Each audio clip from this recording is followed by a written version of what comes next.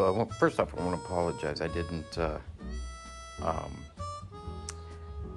think of making the video until I got into this. So I searched everywhere for how to fix the Beta 52A, um, Shure Beta 52A, and I couldn't find one anywhere. So what I did was I took my meter, my multimeter, and checked everything, and I found that there was no continuity coming through the yellow wire. So I came over here and took that apart. It's mainly everything is glued together. So you know, used a gauge to cut underneath the glue. This piece is glued in also underneath, and just a flexible glue. Real simple stuff. Don't use anything that is like super glue or anything like that. You want a flexible glue. But I checked the continuity of everything, and I realized that there was nothing. The circuit board, just went and checked continuity of everything and made sure everything was there was flow through each individual piece of the circuit board, and everything read good. The only thing that didn't wasn't happening was there was no continuity going through the yellow wire.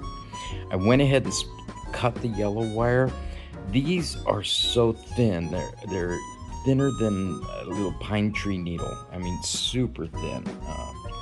So what I'm going to do now is I'm going to test the continuity from this point, which the yellow wire is soldered, to the end here, and make sure I have continuity coming through there. The reason why I cut it here was because it had a crimp in it. It had a bend in the wire. So I'm going to check from here, this point to this point, and from this point to this point. And I may cut probably a 1/4 inch out of here, maybe an 1/8 inch there and an 1/8 inch there. This is very hard to strip, so I'm going to I'll probably just heat it and let it melt back, and then I'll make that connection again. But that's what was going on with this microphone. It was giving like a sound, and it wasn't giving anything else, just a power surge. So we'll check it later. Okay, so I took a lighter and just barely burnt the ends, and it revealed the wires. So it's okay if it melts back the wire a little bit, but you just want them to turn black, because when the coating turns black, it's really easy to take off. It worked really well, and you can probably see it better if I do this. But revealed the wires and got rid of the shielding. So I'm going to test those and make sure there's continuity between each run. Like I said, from this end to the soldered point on the circuit board, and then from this end, from the solder point to the diaphragm to here, make sure there's continuity. Okay, so I did the continuity test, and I've got great continuity from this point to this point. So this is working well, and then I also have great continuity from this point to this point. So those are working well. I did have to trim off a little bit on each end. What I'm gonna do is I'm gonna put them together, maybe put a small drop of solder, just a little tiny touch of solder. I don't really have to do that if I can get those small wires to spin together, but it's going to help me in the long run because I won't have to worry about this wire. So hopefully this is going to be the cure. Like I said, if there was any of these components that were bad, I would not get a continuity through them. So, or, you know, it would tell me with my tester what is wrong. So I'm just trying to save myself a couple $100 here, and I'm hoping this fix will do well. Okay, so I've got these wires put together, and we're under a microscope right now, but um, I'm not sure if you can see them. Before I committed to it, I wanted to put them together and then test the continuity from this point to that point. Remember, we're doing the yellow wire. So I don't know if you can see that well. So I just twisted it together. It took quite a while because the wires are so small. They're very, very difficult. Now I can put like a wire tie or like a waterproof clip or something like that on it. The reason I chose not to is because I don't want anything rattling or anything like that inside the microphone, because the microphone will pick that up. But these little junctions right here, they're waterproof things, and they hold really well, and they're really good. But the problem is it's going to be inside this case, and these real thin wires, that'll bounce around in there, and it'll make noise. So I want to make sure that the connection is secure. That's why I'm going to put a little solder, and I'll put a little electrical tape on it. I will fold that over as soon as it's soldered so that it'll be there, you know, it'll be secure there. And I might even tape that joint to the side of the wall of the microphone. Possibly maybe a little spot of real flexible glue in there so it doesn't move around and it doesn't hit anything and make noise. But I got great continuity from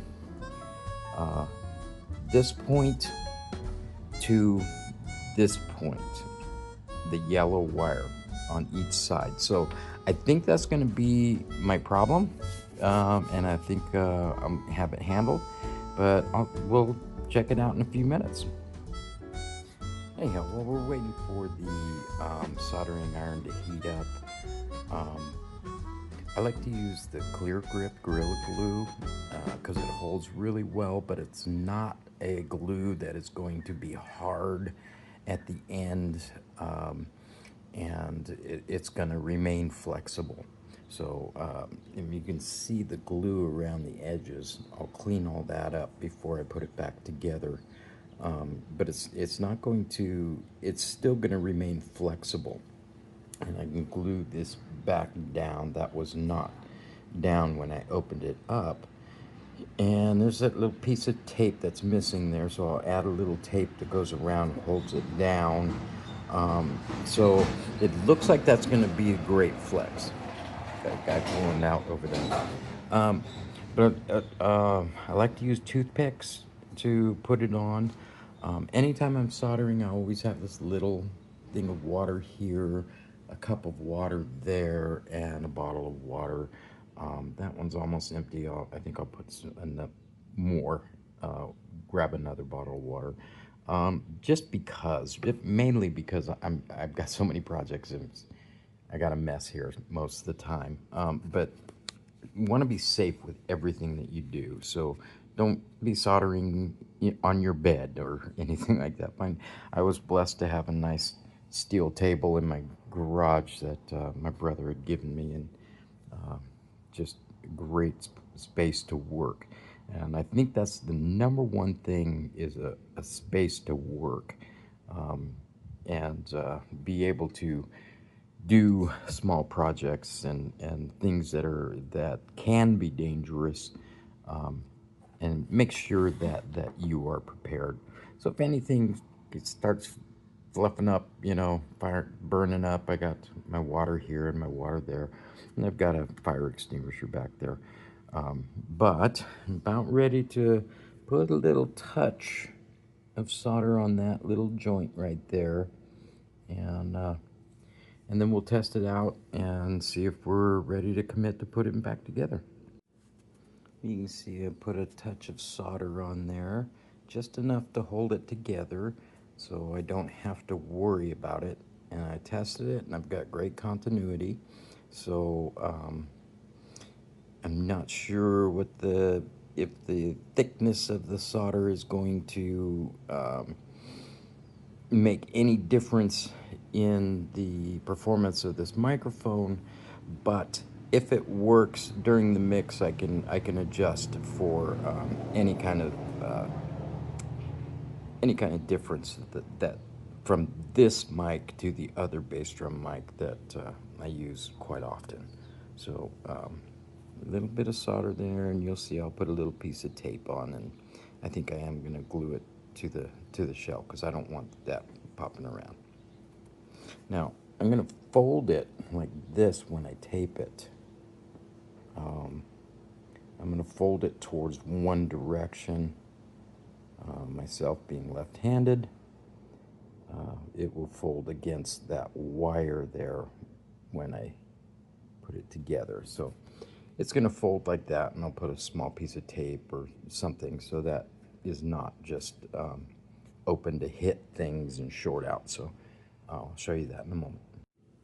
Now I'm not sure why Shure used such small wires, but I just put a little piece of electrical tape to keep that from shorting out somewhere.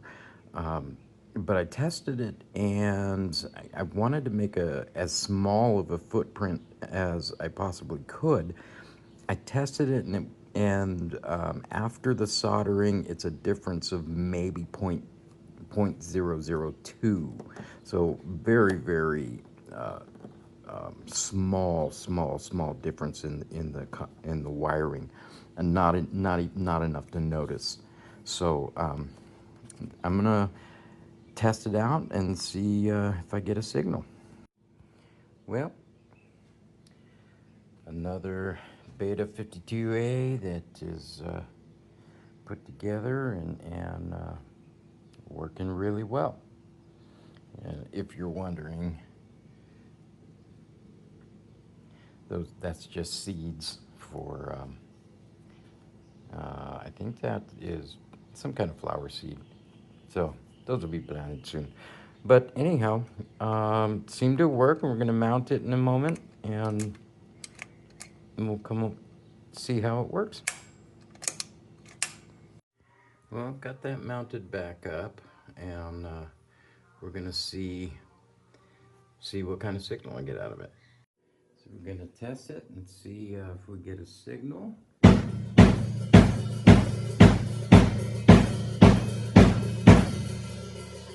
Pretty consistent signal. So I've got it mounted and getting a great signal. Everything seems to be working well. Okay, I'm gonna record this signal, make sure we don't get any like weird sounds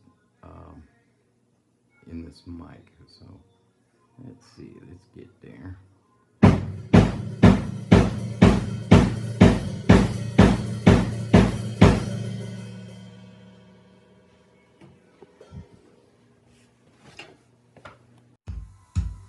Well, sounds pretty good to me.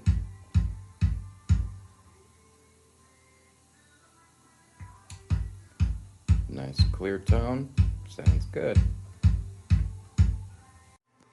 Well, I can put the head back on and we're back in business.